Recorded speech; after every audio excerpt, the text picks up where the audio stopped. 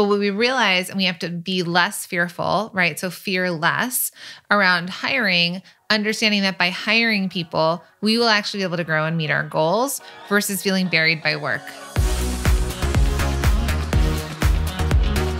Welcome to the Product Boss Podcast, where we're dedicated to helping product-based business owners turn into revenue-generating, successful, happy product bosses. I'm Jacqueline Snyder. And I'm Mina Kunlo-Sitep. Together through digital courses, coaching, and masterminds, we've helped over 50,000 students from startup to multi-million-dollar businesses scale their sales while blending in their dream life. It gets lonely out there in the product business world. We fully believe a business shouldn't be built alone. There's room at the top for all of us. So let's get scrappy and creative together, Product Boss, to be profitable, make more sales, and grow your visibility. Are you ready? Let's dive in. Hey, friend, you know what makes business and connecting with customers really hard these days? When teams aren't connected or talking to each other. When they don't know what's going on everywhere at all times, that can feel really hard. Am I right? It's so true. Everyone in team should be in the know about everything that's going on. If not, it tends to lead to customers feeling disconnected as well, because not everyone is on the same page, which makes everything feel like a mess and overwhelming. That's why it's so important to make sure your team is connected, talking to each other. When everyone knows what's going on, things run much smoother and nothing is being missed, lost in translation, or falling through the cracks. When everyone's on the same page, it makes connecting with customers so much easier. This is exactly why so many businesses use HubSpot CRM. It allows everyone on your team to have access to the same information so nothing is being lost in translation or slipping through your fingertips. They also have a universal inbox and also tools like ticketing, live chat. This is so your team members can pick up where another one left off without missing a beat or even a single thing. So get started for free today at HubSpot.com. Hey, everybody, and welcome to another episode of the Product Boss Podcast. I'm your host, Jacqueline Snyder, with my fearless co-host, Mina Kunlo-Sitep. Hey, Mina. Hey, Jacqueline. And not fearless, but no. Not fearless, fearless. Fearless, which is my upcoming tattoo for someone who's untattooed. But Mina's like, oh, you done changed. So I'm like, I want to get a tattoo that says fear less. Right. So my mom's eye rolling me right now as she's listening. Yeah, this is so for all of you. I have a tattoo on my wrist. I got one with my sister a few years back for my grandma. On my grandma's birthday, we do something with us sisters with my grandma's birthday, and so Jacqueline's always had. She's never expressed interest in getting a tattoo. Never. And I remember when I got that one earlier, she was like, I don't know if I could ever, my grandma would kill me or something like that. I think that was also her. Being Jewish, I won't be able to be buried in a Jewish cemetery, according to what I still believe. So, oh, well, that might stop me for real. But, I think that this whole idea of being fearless, not fearless, but fearing less, is really important for all of us as I feel so timely. Like, I feel like everybody, this year, we're going to 2022. We feel scared. A lot of us, I think. And we're like, what's happening? Are we done with the pandemic yet? And is anything going to get easier ever again? And all these fears are coming up with, how do I proceed in my life? Yeah. And so I think that that's a great conversation that we could have. Meanwhile, I'm fearing not being able to be buried at the end of life because I get a tattoo that says fearless. Well, tattoo or not, you don't need to get the tattoo if you're concerned about the burying. But I think that maybe make a bracelet that says it instead. Yeah, a bracelet would be great. Oh. Anyways, okay, so here's where we want to go with this. So if you follow us over on social media, on Instagram, you saw that Mina and I recently went to Costa Rica together. And it was a group of women, business owners, and it was a retreat. So much so that when we got there and we got the itinerary, because we had no idea what was happening, we were like, where's the work built into this? We had never been on just a pure experiential vacation together where we weren't sitting down and working. So that was a trip in itself. But I got to tell you guys, so we recorded this episode of how we're investing in ourselves. And I remember saying to Jacqueline that this Costa Rica trip was the least comfortable for me. It felt like a challenge to get out of my comfort zone, to have fun and to not do any work. And she's like, oh, this feels like, because it's traveling, it feels like the most comfortable to me compared to the other, masterminds that we're a part of. And then when we get there, I go full out vacation mode. Full vacation mode. Doesn't want to hear a single thought I have about business. Walking up, trying to talk to me about launches. And I was like, oh, here comes Jacqueline again, trying to kill my fun here. We're literally on a beach. I was just relaxing. It wasn't even like I was just full relaxation vacation mode. We're on a private beach. They've put blankets and chairs, and there's like a food, and there's monkeys in the trees, and there's all these animals I've never seen before. And Mina's just sitting there chatting about, I don't know, life and dating with, like, there was a younger woman. Some youngins. They were mostly talking. I was definitely just You were living vicariously through their moments. I was just thinking in my head mostly, dating sure has changed. So I wasn't partaking in the conversation. Yeah. And I was off chatting with other women, and one of them was like, I want to give you some feedback on blah, blah, blah with business. And we started powwowing on business. So I get super excited about this business conversation because it was an organic conversation. I walk over to Mina. I'm like, Mina, we have to do X, Y, Z. And she's like, whoa, whoa, whoa. You're killing my buzz, dude. Yeah. I was chill vibe over here. Go look at the monkeys, Jacqueline. Different vibe. So anyways, we were able to have that space, right? But here, I think we want to share with you some of our experiences in Costa Rica because it was such a life-changing, transformational trip for both of us. And I think what we can do is share with you our going into it, what we experienced during it, and the changes we're making coming out of it. Yeah. Yeah. So if you go back to episode whatever, too chill to even check it out. But it was called How We're Investing in Ourselves This Year. You'll hear that we talked about two in particular, masterminds. One was North Carolina that we went with Rachel Rogers.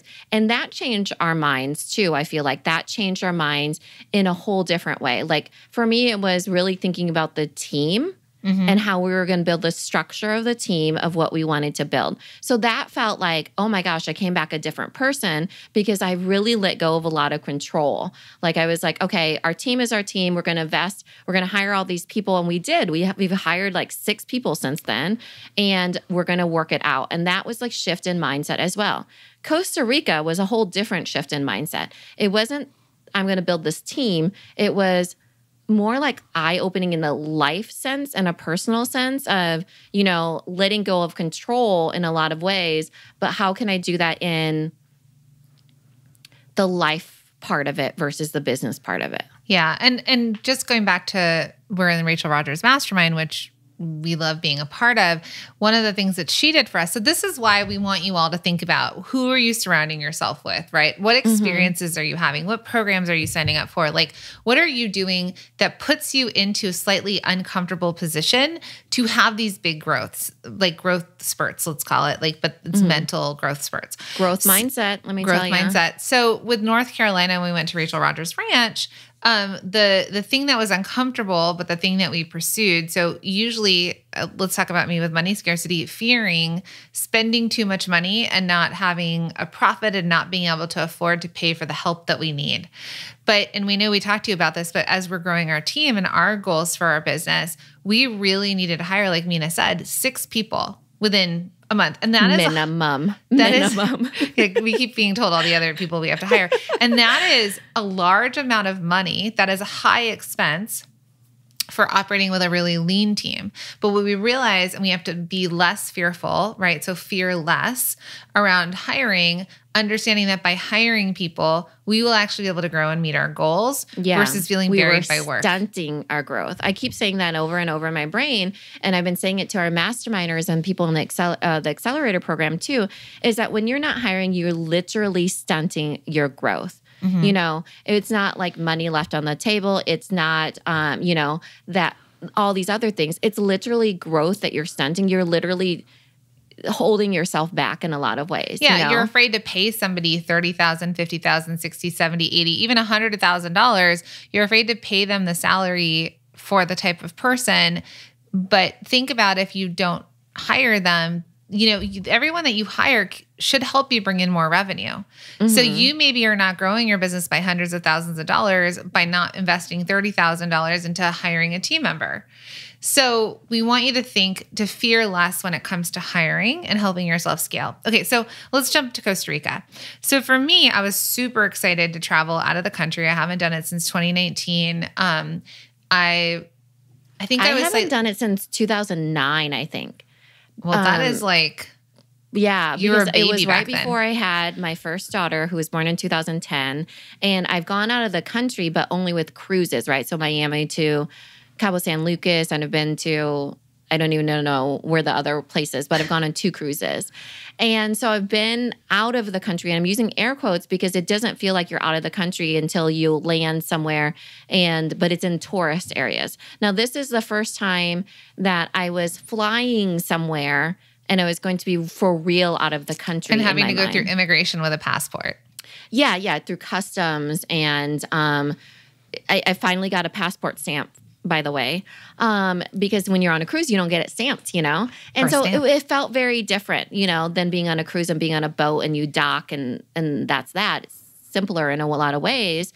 And this one, we were going to another country for real. Yeah, and with strangers. I mean, we only knew each other, and everybody else we maybe knew through the internet or didn't know at all. But we were open to meeting new people, which also, after being locked down for 2 years, we've been able to meet a lot of people on Zoom, but actually being in person and having real conversations with real humans was a change. So I think for me, I didn't know what to expect. I was expecting, okay, we're going to enjoy ourselves. I'm just going to kind of let go for a little bit. Mm-hmm. But first, really quick. So when you know that I'm in Iowa and Jacqueline at this time was in New Jersey, right? So we actually met up in Miami. Yeah. So our flights converged in Miami so we could ride together as I'm riding like a bus or something. No, we rode together in a plane so we could fly to Costa Rica together so we could go through customs together. So it's the first time actually she and I have flown together. On a plane together. On a plane together. Yeah. Mm-hmm. Usually we're meeting up somewhere, but this time we actually met up to fly together. Yeah. So, okay. So here's the experiences that we went through, and we both had different pivotal experiences while we were in Costa Rica. So it was put on by Jill Stanton of Screw the 9 to 5. And, she wanted this to be this amazing, luxurious experience. So day one was a catamaran sailing, on the Pacific Ocean outside of Costa Rica. Catamaran, we docked somewhere. We were able to jump into the water. They had paddle boards, all these things. Okay. So can I tell the story of you jumping in the water? Sure. Go ahead. Okay. So I'm super excited. I've been on boats before. I love to paddleboard. So I was there and I was like, yeah, I'm jumping in. I'm getting one of the paddle boards before all the other ladies go for it. No other ladies went for it except for Tina. So it was just me and Tina like battling the wind on these paddle boards, and then jumped in the water. Then Mina's like slowly rolling up. Okay, but just before, so Tina is one of the other women that we are on the retreat with. And get this. So I'm like going up. I'm like, I can jump in the water. That's cool, whatever. And then Jacqueline's like, yeah, I jumped in with Tina. We swam under the boat. And I was like thinking that she's going to get stuck in the rudders, But this is a catamaran. Who knows if there's rudders, We jumped off the side of the boat, swam under the catamaran because there's like almost like a tunnel underneath. And I had never done that before. And Tina was like, yeah, it's safe. Tina's from Australia and has swum with great whites. So I'm going to trust Tina. She's traveled a ton. Yeah. Yeah. And so I get there and Jacqueline's on the paddle boat. You might have seen the Instagram stories, which if you're not following us, we're at The Product Boss. And she's just living her best life. And I'm thinking, God, I haven't even dipped my toe in this freaking salt water yet, which I forgot it was salt water. So that was another thing that because this is my landlocked friend in the middle. the US. So then Mina comes over with a life jacket strapped to her neck. It's like riding up to her only one chin. out of these 10 women that they're like, we're going to jump right in. And I was like, should we? I mean, how deep is this water? And I was asking the guy, the crew, how deep is this water? Thinking, am I going to drown? Like, what's going to happen here? And he's like, it's blah, blah, blah meters. And I was thinking, I don't even know what meters means, So I was like, okay, can you just give me a life jacket? So he's helping me put on this life jacket. And it literally was just like shoving my head in this baby size. If you've ever seen a kid, in a life jacket bobbing in a pool and they look like they're being choked, that was Mina. But I was really proud of her because when she says, how deep is this? We were in the ocean. Like, I don't know how deep the depths are of a dark ocean, but it was an ocean. Yeah, it's deep. It's deep. Like, there were probably sharks at our toes. Yeah. So I jump in. And I was like, okay, this is not so bad, which I was kind of shaken up because I forgot ocean water is salty. So I was like, my eyes, not to be dramatic, but that's literally what it was like.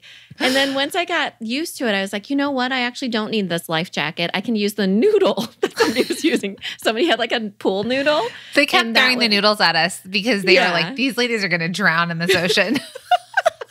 And so it's in the bay side, so it was not wavy at all. It was beautiful. And I was like, gosh, I can take off this life jacket that's choking me to death.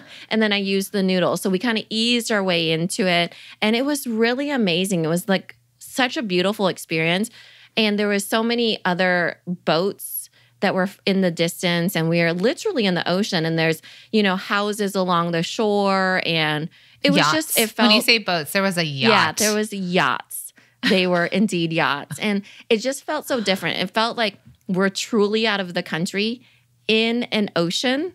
And it's like nothing I've ever done before, nor could I have imagined myself. Yeah, just bobbing up and down and trusting it. So I think in that way, like for me, the jump off the boat, I wanted to live. So for me, I was like, I wanted to, all the things I had hoped and wished for during the pandemic, I was like, gosh, I wish I traveled. Gosh, I wish I did this. I wanted to take this experience for granted in the way of like, what can I, or take the advantage of it. Like, what can I do that just pushes me into this, like, normally before the pandemic, I probably would have been like, oh, I can do that next time. Oh, next time I come back to Costa Rica, I can jump off of a catamaran, right? Like in my head. But this time I was like, no, I'm going to live for the moment and I'm going to do things in the moment, because if the pandemic showed us anything, we got so much taken away. Thank God, we've survived it, and I know there's worse things in the world happening right now, but it was that experience that we had missed. And then Mina was brave enough to get in with a life jacket. Someone called you like a geek or a dork. Like someone straight up to your face was like, oh, now you don't look like a dork. Yeah.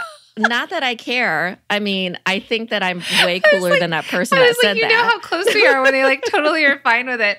Yeah, I think that's what holds people back. So I'm kind of glad that you brought that up of, somebody saying that is people hold themselves back from certain things because they're afraid of what other people will think. Yeah. I didn't care that I looked a certain way to somebody else in a life jacket who might be dead in an ocean, So for me to be more fearless, I needed certain things. I think you all know that I have, like, safety is one of my things. Not scarcity, but safety. I'm afraid to get kidnapped. I'm afraid to drown. I'm afraid to, who knows, get in a knife fight. There's so many different things, that to be scared of in this world. And so in order to, like, dip my toe into something, I want to make myself comfortable. Right. So a lot of times people don't push themselves out of their comfort zone because they're scared of what other people will think. Will I look silly in this life jacket? Will I look, bad in this swimsuit? Will I know what to, what will people think if I don't know. I don't know what some examples of getting out your comfort zone, but that's literally what it feels like. Fear and scariness and sometimes excitement and sometimes fear of what other people think. I'm glad you brought up the bathing suit thing. I don't talk about body image so much on here. I know you guys have heard, like, I've worked on health issues and things like with a nutritionist, and that was more for health, but body issues, a lot of us have them. And we shopped for bathing suits and stuff like that. And this was the first time I ever bought one pieces because, bless my stomach. Well, what do you wear? I usually wear, like, I used to wear bikinis, and then I wore tankinis, like cuter tankinis. And then one pieces so for me. So a two-piece tankini. Yeah. But one pieces to me, I could never find one that suited my body based on how my body is. And so I was nervous also to be in a bathing suit around women. And then when I saw the comfort level, because again, we're in our 40s now. So I don't think I've been in bathing suits with 40-year-old women, because pre-pandemic, I was in my 30s. Yeah. God knows. I don't know. But everybody had a different body type. And they were all, whether or not they were comfortable, we were in our bathing suits. And I could have held myself back and kept my cover up on and felt insecure of my body and judged myself and worried about what other people would think, or I took it off and I lived my life. And so I think that was another thing for me that I didn't talk to you about it, but that was going through my head. I had a little bit of a sexier, like a deep V one piece. Oh, so yeah, I noticed. Those, yeah. Well, looking dorky, but sexy. Dorky and sexy. I had gotten these swimsuits specifically because I was like, I'm going out of the country. I want, I have one pieces like tankinis and stuff, but I was like, and a lot of them have like a wired bra or whatever. But I was just like, for the new experience, I want to have new swimsuits. So the funny thing is that I ended up wasting time and not ordering stuff in time. So guess where I got those really sexy swimsuits? Target. From Kohl's. Kohl's. Yeah. And I got so many compliments from those swimsuits. And I was thinking, and I told them, I was like, it's just from Kohl's. And it I don't know, it just goes to show you that, don't be afraid of trying new things because of what people might think, because people don't even think things, a lot of times, or they, it might be different than what you think of what they're going to think. So holding yourself back because you look a certain way, or you are concerned about your body or whatever. I totally get that. I've never been someone who has I've been always self-conscious my whole life, but it was actually the first time that, since I have psoriasis, that in the last 6 years that I've been able to wear certain swimsuits that my skin doesn't have patches all over it. Mm-hmm. So that was kind of I can have a swimsuit and not be self-conscious of my dry skin and people asking me questions about it and so on and so forth. So everybody has their own version of what that looks like. But I think But whether or not you had the patches or whatever, if we had held ourselves back and didn't just put on the bathing suit, we feared other people's opinions, we would have missed out on that entire day.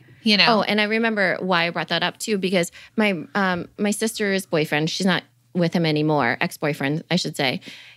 I used to wear two pieces, and now I started wearing one pieces. And I was like, I don't want to wear this two piece. I was talking about vacation or something in front of him. And I was like, because what about my skin? And he's like, I don't think that anybody ever really thinks why is her skin like that? He's like, why don't you just wear what you want to wear? And it's so much a woman thing. And so it was like, why don't I just wear what I want to wear? And even if they had the thought, I'd be like, oh, I see that. Okay, moving on. I wonder what that is. Moving on. Yeah. They don't care as much as we think that they care. Yeah. So, okay. So other things to bring up that was the bathing suit catamaran jumping in the ocean day. Next day, we drove to the base of a live active volcano, which my son was like, Mom, what if it erupts? I was like, we would know. We could figure our way out of there. It was a thermal river. He was coming up with our escape route for the volcano, by the way. So sounds like my son. Yeah, so we passed down our worry. But a couple of things that happened there. Okay, it was beautiful. There was a thermal river. We got to go into this natural river that was heated by the volcano. Very far away from it. Okay. Yes. Obviously, safety route out of the emergency, whatever. But there was zip lining as an option. And I hadn't necessarily signed up for the zip lining when we signed up for this trip a year ago because things were different back then. But then on this trip, I was like, I want to zip line. I'm in Costa Rica. I want a zip line. Meanwhile, my business partner is like, you crazy? You want a zip line? Do you want to die on the trees? No, I didn't say that. No. I think that for our versions of pushing ourselves out of our comfort zone, ziplining has never been something that has ever intrigued me, So had it been like jumping in an ocean or, whatever it is, parasailing or whatever, I think everybody has their own version of things that they've always thought maybe someday or no, never, you couldn't pay me to do it. You can't pay me to jump out of a plane or a bungee jump. Yeah. Yeah, a bungee jump. Yeah. You could not pay me enough. No, to but do there that. are people out there that will. Hey friends, it's podcast recommendation time. This month, we've been loving the Duct Tape Marketing Podcast hosted by marketing expert John Jantz. He is such a genius when it comes to marketing. If you haven't listened to his podcast yet, he shares many insightful marketing tips, strategies, and resources for small business owners and marketers like you. It'll help keep your business growing. I like that he does it in a way that's both easy to understand and entertaining.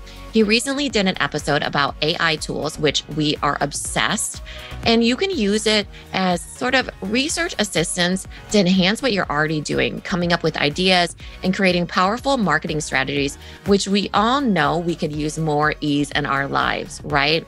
It's a really interesting episode. He definitely knows how to open your mind up to new ways of doing things involving marketing and business strategies. Definitely give it a listen. Listen to Duct Tape Marketing wherever you get your podcasts.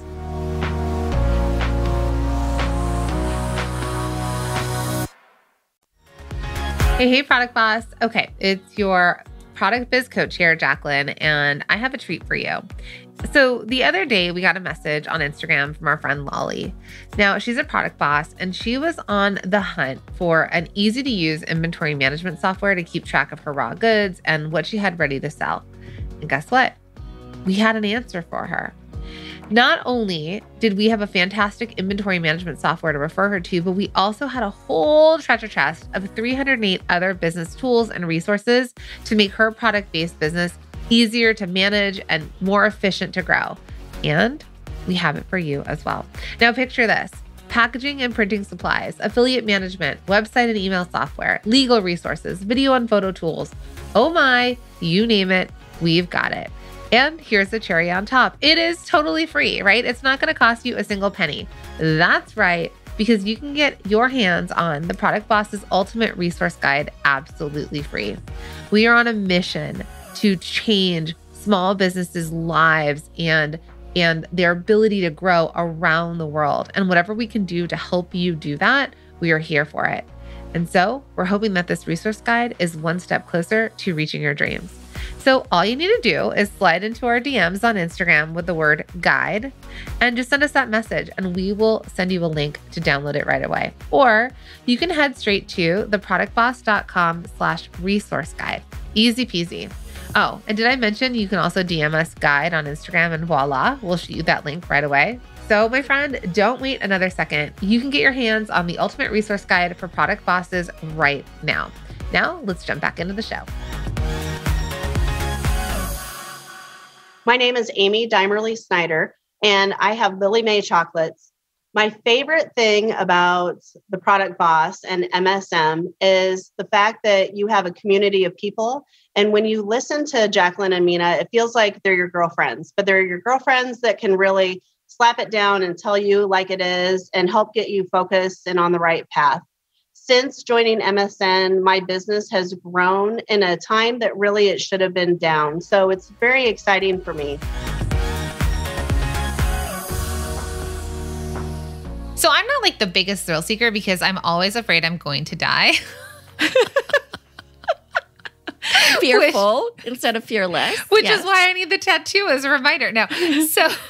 So here's one of the big things that someone brought up that stuck with me that's so impactful. We were talking about, I think maybe let's say the percentage of, I don't remember what it was, but it was some sort of conversation about death and the percentage of people, maybe it was great white sharks, maybe it was how many people die on a zip line. I have no idea, but it was a percentage of the X amount of people die doing X, right? And then someone's phrase back to us was, "You're not that lucky." And I was like, ooh, that's a good way to look at it. Here I am thinking that statistically, I'll be one of the 14 people that die of ziplining this year, right? But this person looks at it as, you're not that lucky to be one of the 14 people that dies of ziplining this year. And so in my head, I was like, if I start to flip my fears on their head and think to myself, I'm not that lucky to be that small percentage, then it actually frees up and makes me less fearful of the situation because it's like how egotistical to think I'm going to be the one. Opposite people. So it made me so much more fearful when I heard that. You did? So yeah. Because you think you're that lucky? No, I know I am. Oh. Right? This is why it makes fearful, right? Because in my lifetime, just think I'm 1% of the most successful people in Iowa, right? I also am. Congratulations, by the way. Can we just take a moment and sit with that for a second? Bravo. Also, my daughter had the rarest of rare heart disease. So 1% of 1%. So 1 in a million out of 1 in a million heart thing. Also, my dad has escaped death 4 times. Like one time he was playing with a grenade, one time he escaped drowning, one time he was in a shelter. Grenade. Yeah, because just think it's during the war. Yeah. So all these different things, like he literally escaped death. So there's been things in my life that I think I'm so lucky that I'm here, and I'm like lucky, but I'm one of the few people that lucky things happen to. Like I magnetize those certain things. So when I heard it in my head, I was like, well, bleep. This is a clean podcast. I was thinking, well, bleep, then I'm for sure going to die because things always happen to me. So you're saying I should not have rode on that helicopter with you? But usually in a good way, like eventually becomes a good thing. But, the rarity, I always think that rare things do happen. Like if I get struck by lightning, I'd just be like, oh yeah, that makes sense, Yeah. And meanwhile, I'm not that lucky. I don't have any of these rarities. So the zip lining, okay, we both had very different opinions on it. Mina had her opinion. I actually had to call my husband because he's my other life partner, Mina and him. Yeah. In this case, I was like, I can't be this person that says, do it. So I asked my husband, he's like, well, how many people actually die? I actually Googled it. Like, how many people actually die on zip lining? Okay, I'm in Costa Rica. Like, it's safe. My husband's like, do it. Like, okay, cool. I got your buy-in. So I did it. And what was interesting is I'm afraid of heights. I've never done anything like it. And the women I went with, again, I went with Tina, who's from Australia, who has literally swam. Very adventurous, let me tell you. With great white sharks. She's amazing, okay? Yeah. Yeah. And a couple of the women that I thought were the most courageous that have done things that are way out of my comfort zone started to freak out while ziplining on certain platforms. There were it said 9 people total, but there was 15 of us standing on this one platform hanging off a rock. It was nerve-wracking. And they were swinging us on a swing to the next rock. It was nerve-wracking. Thank God I did not go. We were holding on to the sides. But somehow I was the one that was fear in your body, fear is the same sensations is the same as excitement. And I kept saying say I'm excited instead of saying I'm nervous, right? The same nervous and excited is the same feeling. I've actually used this on my son before. And I somehow was talking everyone down when I'm super afraid, but as our guide said, trust the equipment. I had to let go and trust the equipment because so many of us are control freaks. I'm a control freak. And I had to be I've decided to do this. One of 2 things will happen, and I'm trusting the equipment. I'm trusting these guys, and that's all I can do. And it was so exhilarating letting go and turning over that trust. And at one point I was walking on a suspension bridge, which was like a balance beam. Again, my worst nightmare. Go on. Reminds me of Indiana Jones and the Temple of Doom. Yeah, that's it. There was a ball rolling behind me and everything. And I'm walking on it and I'm holding on and I got overwhelmed. And this is a personal thing, but I got overwhelmed, this overwhelming sense of I've been scared of so many things for so long. And I'm so proud of myself for walking this bridge, holding on to the sides, balancing. I know I'm attached to the rope above me, and realizing that I know other people that have gone through so much worse, that have real things to fear, or maybe they don't fear it, but I would be fearful of it. And I thought, okay, I can do this. I want to fear less. And that was the moment for me that for me, I think changed everything on that suspension bridge, walking over the trees in Costa Rica. Mm-hmm. I mean, that spa experience was amazing, right? So when Giacomo was ziplining, I stayed behind. And when I first started my graphic design business, we're talking 2007, that I had a brick and mortar. I had before that I was working on my house. So I started in 2004 when I got my MBA. So after that, I started building my clientele, and I got, a bank, a car dealership, all these different places. And then 2007, I had a brick and mortar that I worked out of. It was next to my husband's business partner's computer shop. So, way, way back when, right? And I opened up that shop, and I opened it up under the name Fuji Design, short for refugee. Well, my logo was a blue butterfly. So the funny thing about this is that was in 2007, right before the recession and everything like that. Blue butterfly, people would always comment on it. I didn't actually think that blue butterflies existed. I wanted it to look different and show I could transform a business's brand or look.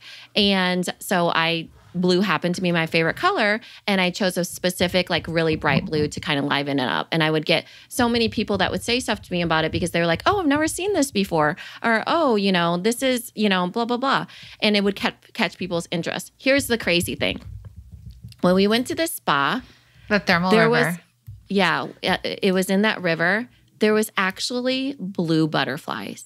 And they're actually specific to Costa Rica. And we found this out after we left Costa Rica. I called Mina and I told her this blue butterfly is called a morpho butterfly. Morpho, as in metamorphosis, as in changed. And then, so when I was in that river, in that thermal river, I was literally trying to catch this blue butterfly. I can still picture in my head of this butterfly going through. And it just felt like I was meant to be in this space and time that I'm in a thermal river in Costa Rica. I see this blue butterfly, and I was just like, oh my gosh, I cannot believe I'm here. I'm on the opposite side of the world, it felt like, below the equator. And it felt so full circle for me. I was like, oh my gosh, all the things, the hard things I've been through, all the, businesses I've tried, all the, things I've done in my life. I know that it was meant to be here in this time and space, that I saw myself, my journey come full circle, is that I've really transformed. I'm not even close to the person I was before the pandemic, or before I had kids, or before when I was that person, in 2007 doing graphic design, and I had that as my logo, and now it's I see an actual blue butterfly, which actually exists in Costa Rica. I could never have imagined that. If you would have asked Mina back then, what do you see as your life? I would never have imagined it to be so full and so big as it is now. So I went to bluebutterflycostarica.com, and I just found this on why is it called the blue butterfly, but I want to read this part to you because we didn't even realize it when we saw it. Now, Another thing is we were with someone who is a psychic / medium. She doesn't do it. She doesn't do it professionally to get paid for it, but it's a thing that she has. And she says, look for the signs. The signs are everywhere. And I think up until that point, we weren't really looking for the signs. But this is what they write about blue butterflies. Butterflies hold many meanings for many cultures. They most commonly appear as symbols for life, love, change, and the powerful transformation. The butterfly can represent any metamorphosis in your life or personality, moving through different life cycles, renewal, and rebirth. They also are believed to symbolize a person's essence or soul, past, present, or future. Now, we went into that water. We went to the base of this volcano with the experiences that we had.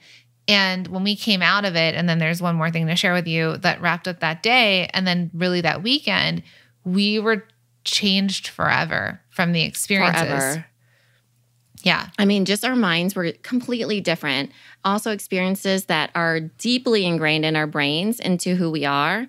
And just feeling like, oh my gosh, who would have thought this would be my life? And then I don't know, it just expanded my brain and my mind to be bigger than I've ever even imagined it could ever be. Yeah. So then we leave, and it was a 2.5-hour bus ride in, and we all get on the bus ride out, right? 2.5 hours, we're ready. Mina and I get a coffee. We're holding our coffee drinks. I pull out Candy Crush on my phone. I'm like, I'm going in. I'm playing Candy Crush on the bus for the next 2.5 hours.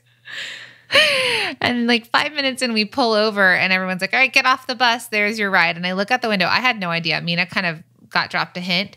There were 2 helicopters waiting for us to fly us back to the hotel. Helicopters. Yeah.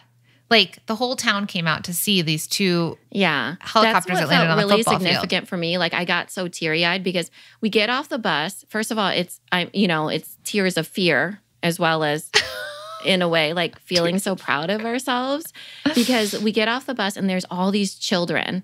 Like a bunch of the locals came out to see who are these women that are going to get on these helicopters. You know what? They didn't even know it was women. They just saw helicopters. I'll bet they were like, there is a group of women. Yeah, right. So they came because they were like, look at these helicopters that are parked here. So there's all these children, like tons and like dozens of children with their parents. Some of them are sitting in the back of trucks.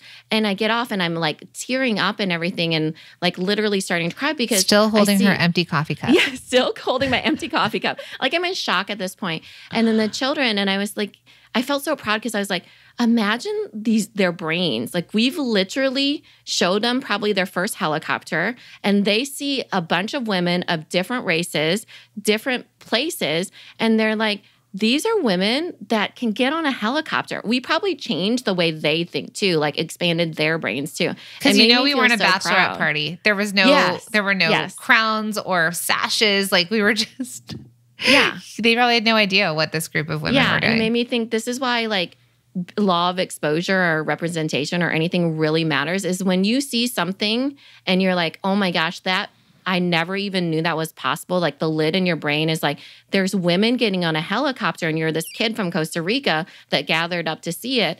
It just blows your mind a little bit, you know? Mm-hmm. And so that was what felt like really crazy for me and fearful. And I was in shock and a lot of emotions coming up. I think I was like trembling. And so one thing that I pulled from ziplining was they didn't let you have time to think to be scared. So the guys are at all the posts and they know what they're doing so well that they like hook you, swing you, get you standing, unhook you, reattach you, attach you to the wall, unhook you, attach you to the next thing and move you on. So you can't overthink it. Yeah, you don't overthink. You are on a conveyor belt of ziplining that they're just moving you through. So I couldn't stop to think, oh my God, I'm scared. Oh my God, there's an edge. What if? I just kept getting pushed through it. So that part for me, I think was part of my realization of like, don't overthink it. Then the helicopters come and my brain starts to go into overthink. What if I die? I've got kids. Is this safe? Mm-hmm. All the things. And then we get off this bus and all the women are super excited and moving towards it. And I felt like I was like, in a tide that was sweeping me towards the helicopters. Like, I was like, I'm just going to go with it. And you and I are like, oh my God, I can't believe this is happening. Yeah. So here's a little bit of the conversation too. I was like, should we go in different helicopters? Like president, vice president style. Yeah. Like, because we both don't want to die in a blazing crash of a helicopter. And Jacqueline's like, I don't want to be the person that dies and I don't want to be the person that's left behind. So we're going together. I was like, okay, let's do it. Because my head was like, two things could happen. I'm either going to die or not die. That's what's going to happen right now when I get on this helicopter. Yeah. So again, Nina still has the coffee and cup. I had no idea what's happening. And I was like, do we go up there with the door open? He's like, no, close the door. I was like, well, these are our brains, right? First, I'm like, let's go on the first one. Like for some reason in my head, I'm like, it's not, because I had to make a couple trips. And I was like, it's the first time. It shouldn't crash on the first one. Maybe the second or the third back and forth. I'm trying to plan it out. Like I didn't have any idea what this helicopter's been before it picked us up. And we get on together and then Mina goes to the middle of the like, imagine like a 3-seat bench. She goes to the middle, but there's only 2 people sitting on that bench. And the guy's like, come this way. And she's like, no, the door is open. He's like, no, I'm going to shut the door. I was like, oh, okay. And then the woman next to us, Andrea, she had been in ROTC and she had all this Army experience. I was like, we're going on with you because you'll know what to do if we crash. And Chuck is like, she can't do anything for us. She'll be dead too. And then she's like, I mean, what do you think? You're in a movie that, it's like Army. I'm going to rappel down this open, door. Or that we're James Bond or something and jumps out with like a pack attached to our suit. So irrational thoughts. Okay. Right. And that was the thing. Like we did it scared and we did it anyways. And we did something that was, I'm telling you, so far beyond, will I ever get on another helicopter? I'm not sure. Because I was scared the entire time until I landed and got back my feet on the ground. But I did it and I was changed. Mina did it and she was changed and we experienced it together and we didn't let ourselves think. So yeah. I think the thing that was significant for me in that helicopter was, one, it was something that I would be so fearful of. I would never have done it with my kids. I would never have done it with my husband. I felt so blessed that I got to do it with Jacqueline. Then we get up there and it wasn't like, sometimes people are like, oh, you should join the adrenaline, and they're adrenaline junkies. For me, the shift was different. It wasn't that I had adrenaline going. I felt like it felt so big. I felt like really like so expansive. I'm looking at Costa Rica from a helicopter. We're going from the spa to our resort, and it felt like such a big thing. It made me realize like how big the world is and how big like our imprint could be, and just all these different things. And it felt so different than, adrenaline. It felt like, oh my gosh, this is life altering. And a little bit of a side note too, which is kind of funny. Not only did we ride in a helicopter, but Jacqueline and I had to go pee after we landed because we held in our pee. We haven't told anyone this. So we had to go pop a squat in the shrubbery in Costa Rica while the other helicopters landed. We were like, we're going to go look at the view from that mountaintop over there. Oh, let's go down the other side of the mountain. And we just pretended we were looking at stuff. But nowhere would anybody have ever said to me, you're going to have to go pee in Costa Rica and do what you need to do after you get off a helicopter. It's like just like bush it. insane. You didn't think you were going to bush it. No, those times I had to do that during my college drinking years. Never would I have believed this would be my later on experience. Look, I'm fine outside a frat house or a bar, but not on a bush in a wild. No. Yeah. So, and I think for me up there, and it's interesting because you had that like 30,000 foot view or however high we were like of the world. And, I actually was internally, like I felt expanded internally of, okay, like I did something scared and I either make it or I don't, and that's okay. Honestly, that was in my head because I used to wear this bracelet that said, what would you attempt to do if you knew you could not fail? I wore it all the time because I think I was always so afraid that I just didn't do a lot of things. Even though some people will look at us and be like, but you started a business and da-da-da, and they think we're fearless in that way. There are a lot of things that we are fearful of. So cut to wrapping up this whole trip. For me, it was fearing less. I can still be fearful, but I'm learning to fear less. I'm learning not to get caught up in my thoughts and my overthinking, and to really like internalize and like find that gut feeling. Look for the signs. I know it feels woo-woo, but I'm starting to keep my eyes open for like signs that I'm on the right path. Like the butterfly was something Mina and I looked into, and we're like, oh, that was something we weren't even aware of. But if we were, maybe we would have seen it. Yeah. Right. And I think that, what's a takeaway that I want you all to take from this podcast episode is, when you're pushing yourself out of your comfort zone, it is worth it. And a lot of times for you to be able to push yourself out of your comfort zone, you have to insert yourself with people that you're not typically around or that are supportive of you doing certain things. So for example, like I would never have done this stuff without Jacqueline. I probably wouldn't even continue to be in business if she died in a helicopter and I had to do it on my own and probably do it for a year or two. And then I'd be like, oh, this isn't fun anymore. So cross your fingers, everyone. Do you want that I don't die in a helicopter at all costs. That I'm not that lucky. And then also thinking about like, meeting these other women, even in North Carolina, right? So them doing certain things, building their businesses, hiring on teams, and me seeing that, oh, Rachel Rogers is doing it, but also Melinda and, Stephanie and all these other people that we met, right? So it's like, oh my gosh, they're doing it. It feels so much less scary, And then going to Costa Rica and all these women are doing these amazing things. And you're like, holy moly, it's okay that I'm scared. They're doing it anyways. They have their own lives, their own concerns, their own worries. We all have our own issues, but they're doing it as well, So really be thinking about like, okay, if you want to grow into that growth mindset, like who could you be around or who could open up your world in different ways? And if it means being in a mastermind or being in a program or, going to a retreat or going to a conference, then sometimes that is what it takes. And it offers you something different than you even ever imagined.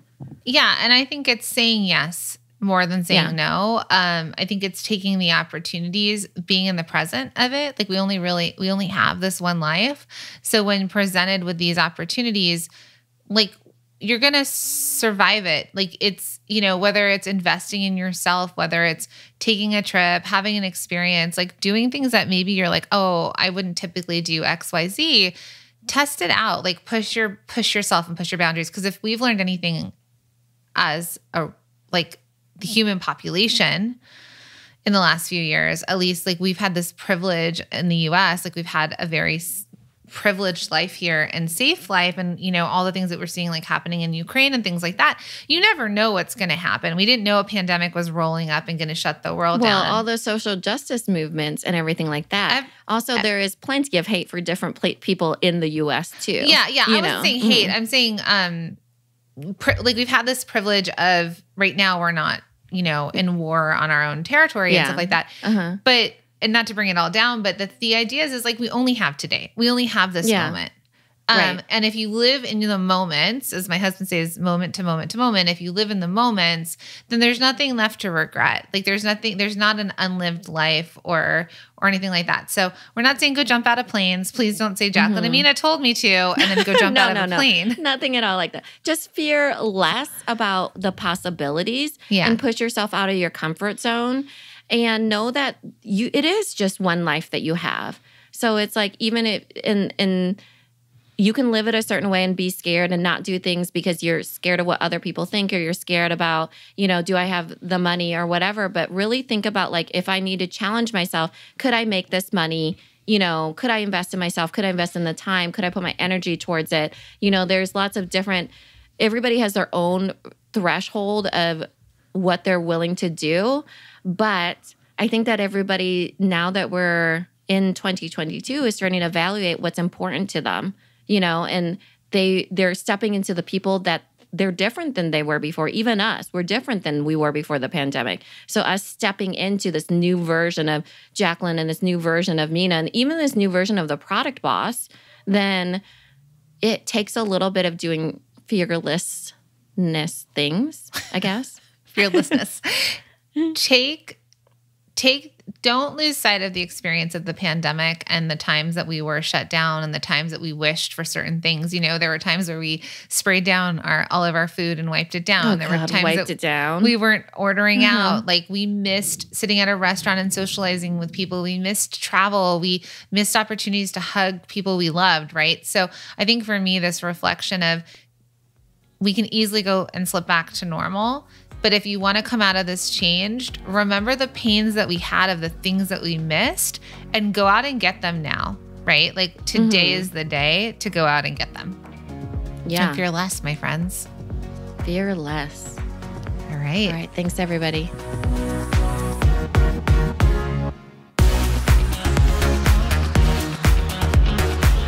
Thank you for being here and listening all the way through the Product Boss podcast.